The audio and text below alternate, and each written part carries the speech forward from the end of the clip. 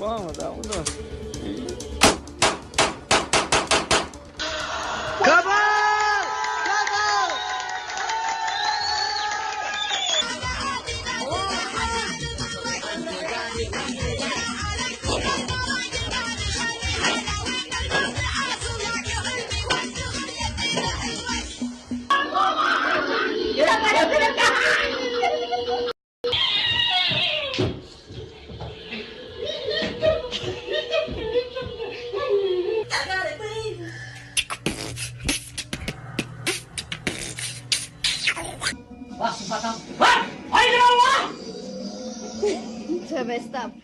وعمت الفرحة الغامرة بيوتا عربية تناثرت وانتشرت من المحيط إلى الخليج.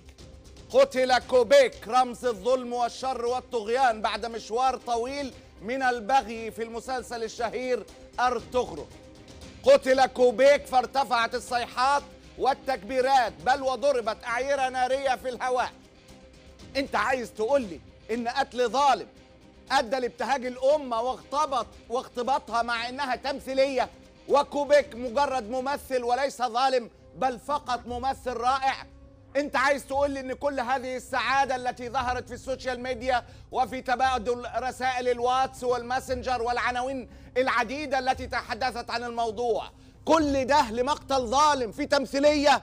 نعم نعم، العرب بيحتفلوا بمقتل ظالم في تمثيلية.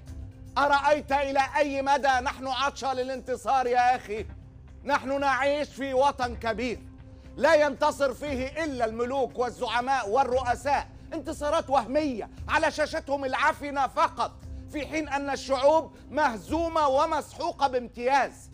نحن نعيش عرب ومسلمون في أوطان أدمنت الانسحاق والهزيمة وتتجرع الذل كل يوم بل كل ساعة، في حين ينتصر كل يوم وكل ساعة زعماء في بطولات صنعت صنعا ركيكا ويصرف عليها مئات الملايين والمليارات، مجرد لقطات.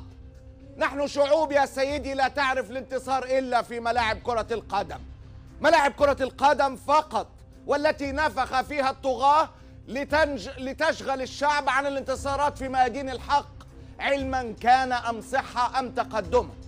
أتستكثر على هؤلاء حلم الانتصار وموت الظالم؟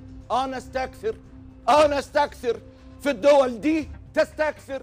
خرج ياسر برهامي من شيوخ السلطان، أو إذا شئت الدقة من أحذية السلطان، خرج ياسر برهامي بعد أكثر من 3 سنين لمسلسل أرطغرل عشان يفتي بتحريم مشاهدة مسلسل أرطغرل واعتباره مصيبة تركية على المسلمين الذين أصبحوا والعياذ بالله بيشاهدوا في المسلسلات دي الجهاد والكفاح وعقاب المظلوم في مسلسلات فقط.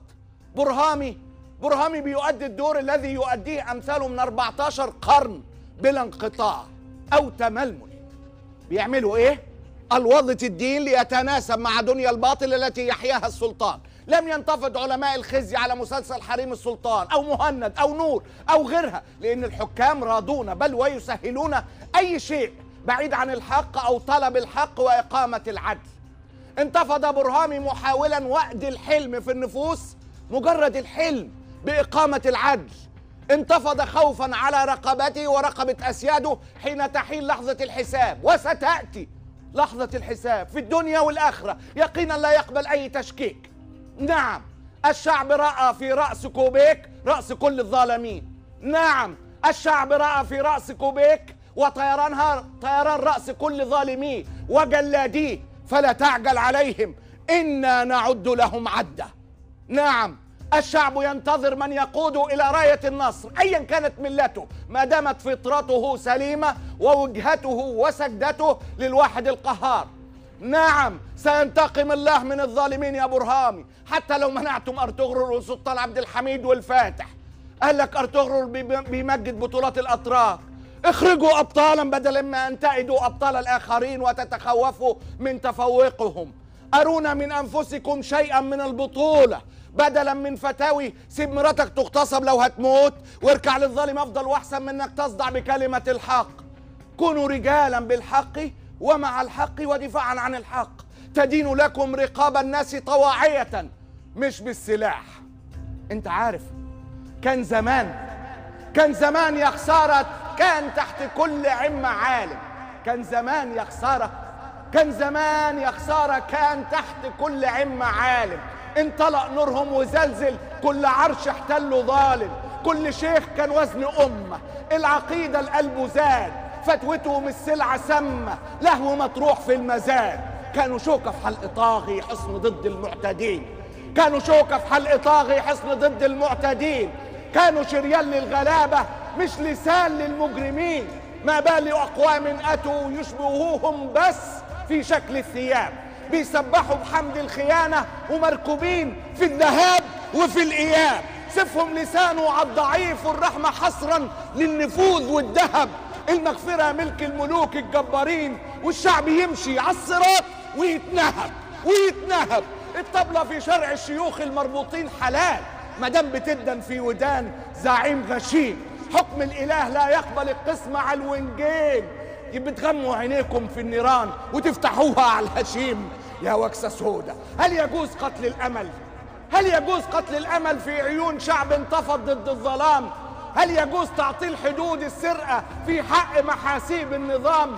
هل يجوز حبس الآلاف من غير جريمة؟ قل لي يا برهامي، هل يجوز حبس الآلاف من غير جريمة؟ هل يجوز تزهق نفوس طالبة بس تعيش كريمة؟ هل تبيح تأييد طاغوت بينتهك ستر البيوت في الفجر وعيال تترعب؟ هل تسقف له في جريمة ما ارتكبهاش في الجاهلية أبو لهب؟ ادينا فتوى خالصة في اللي يتخذ الصهاينة أولياء، أو فتوى تجبر قلبنا عن نظام قام على سفك الدماء. ادينا فتوى في أم تخرج على الهوى تعلن بأن بنتها جوه السجون بتغتصب، وفتوى تانية في سلطة فجرة بتعتقلها وتحاكمها قصاد قضاء في النزاهة كتير رسب. ادينا فتوى واحدة تثبت ولاءك للنبي والمنبره وللإنسانية، أو حسنة تكسب بيها صدقة صمت دايم وارضي نفسك بالدنية.